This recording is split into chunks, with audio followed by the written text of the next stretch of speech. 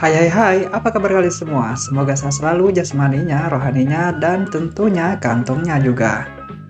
Oke, kesempatan kali ini saya bakal merekap film yang dibintangi oleh Stephen Chow lagi. Judul filmnya adalah Love on Delivery yang dirilis tahun 1994. Oke, daripada banyak cincong ngomong gak jelas ya kan, ujung-ujungnya sakit kepala, sakit kuping, kanker, serangan jantung, impotensi, dan gangguan kehamilan. Yuk langsung saja kita mulai alur cerita filmnya.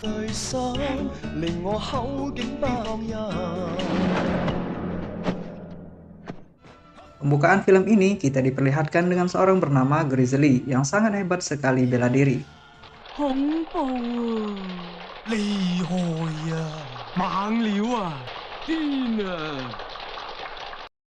Namun si Grizzly ini punya sifat yang angkuh hingga membuatnya selalu ditolak oleh seorang wanita yang disukainya.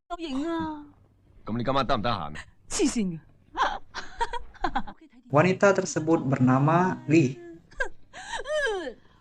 Ternyata Lee punya sosok pria yang disukainya, yaitu pria sejati seperti Arnold di filmnya Terminator.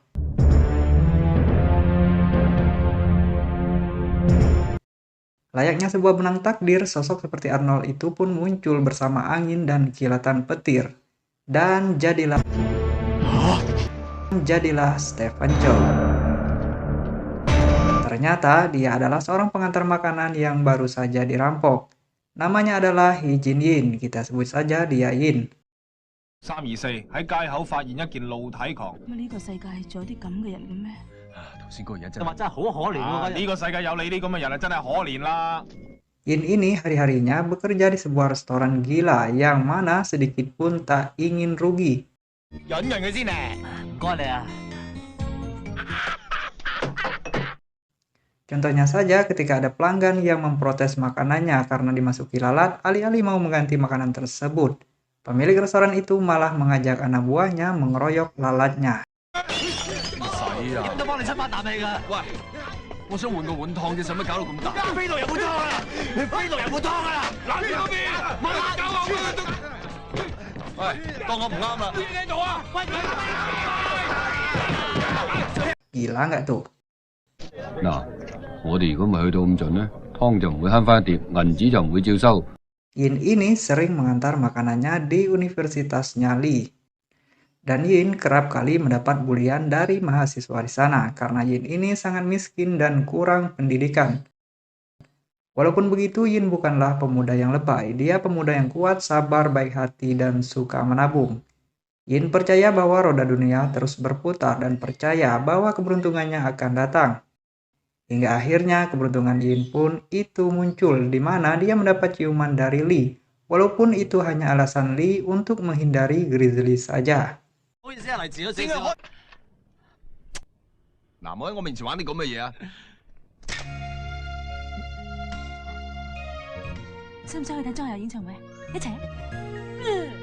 Ternyata efek samping ciuman Lee tadi nggak main-main sampai membuat Yin gemetaran seperti ini. 唔緊要嘅。拜拜。好，你走先啦。真係唔好意思啊，學生啊，我叫阿麗啊。阿麗，你好。 Seakan tak ingin melewatkan kesempatan itu, Yin kemudian menawar kembali tawaran bohongan Lee sebelumnya.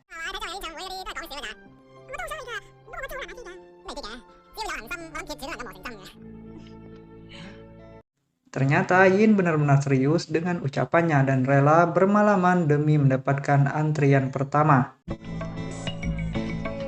Sebenarnya banyak sekali tawaran untuk posisinya, mulai dari bayaran mahal bahkan wanita cantik yang menggodanya, tapi Yin menolak semuanya. Namun hatinya pun kemudian luluh karena nenek-nenek memohon kepadanya. Karena dia sadar orang tua harus didahulukan. Tapi ternyata nenek itu hanya dimanfaatkan cucunya saja yang mau mencalon tiket.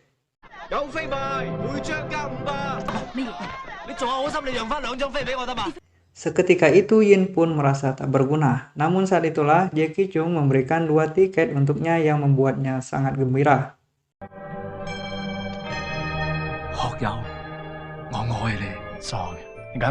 Untuk mengajak Lee kencan, Yin menyelipkan surat di dalam sebuah sandwich yang dibawanya, di mana surat tersebut berisi janjian ketemuan di halte bus jam 3 sore. Namun saat akan memberikan sandwich tersebut kepada Lee, sandwich itu malah dimakan temannya Lee, dan itu membuat Yin merasa seperti ini.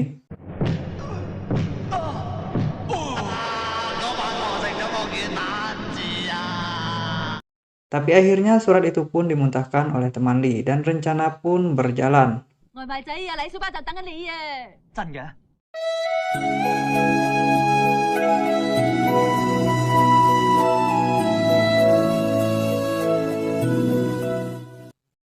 Yin dengan setelan oke sampai pakai dasi dari seberang jalan siap-siap menghampiri Lee. Tapi tiba-tiba, ya, Yin keserempet bus. Terus nggak sengaja juga mengganggu hewan sampai membuatnya salah tingkah di hadapan Lee.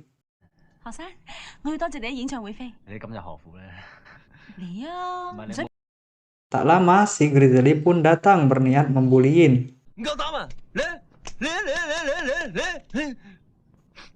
Dan saat si Grizzly akan menonjoknya, Yin mengelak dan tonjokan itu pun mengenai Lee.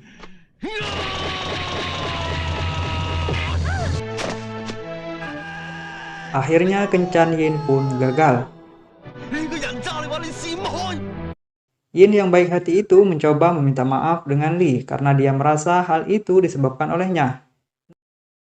Namun ternyata Lee malah semakin marah dan mengatakan bahwa mereka tidak ada hubungan apapun, karena dia tak menyukai orang seperti Yin yang pengecut.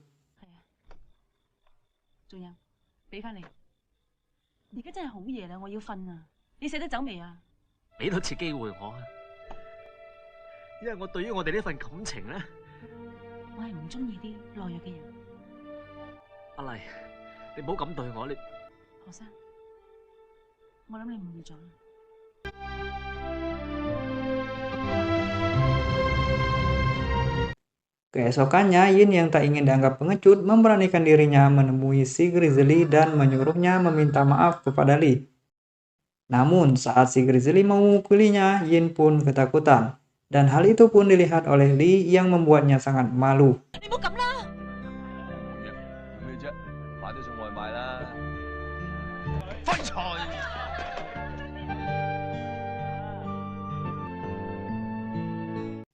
Yin menyalahi dirinya sendiri karena tak bisa berbuat apa-apa, hingga akhirnya dia melihat sebuah pelang yang bertulis penyelamat pengecut.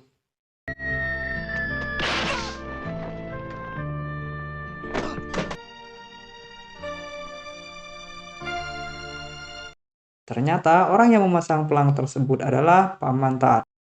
Sedikit cerita, Paman Tat merupakan pensiunan kickboxer yang sangat ternama, dengan julukannya pria otot iblis. Belum diketahui seperti apa kehebatan Paman Tat. Namun setelah kakinya patah di pertarungan, dia pun diusir dari persatuan elit silat, hingga sekarang hidupnya menjadi sulit. Karena itulah saat ini Paman Tat hanya bisa berjualan untuk memenuhi kebutuhan sehari-harinya. Hingga akhirnya si Yin datang ke tokonya dan mengatakan bahwa dia adalah pria pengecut. Paman Tat kemudian mengejek Yin dan membuatnya semakin bersedih. Paman Tat pun merasa kasihan dan berniat membantu mengurangi kesedihannya. Dan tentu saja itu semua tidaklah gratis. Nah, 你覺得舐我嘢之餘，係咪開始忘記失戀嘅痛苦啦？抵抗失戀沖起套餐，靚衫靚歌靚早餐，全套加埋，都係齊聲跟住佢唱出嚟，我擔保你痛苦煙消雲散，唱啊！ Saat itulah tiba-tiba sebuah bola nyasar mengenai kepala Paman Tat. Dan saat itulah Paman Tat pun mengakui bahwa dirinya adalah pemimpin dari perguruan kungfu tinju Cina kuno. 你冇嘢啊嘛，伯？傻啦，冇嘢，吔個嘢做，想唔想學啊？8節。 Singkat cerita, Yin pun belajar banyak ilmu bela diri dengan Paman Tat dan akan membuktikan bahwa dirinya layak menjadi kekasih Lee, dan juga membalas pembulian demi pembulian yang dia terima selama ini.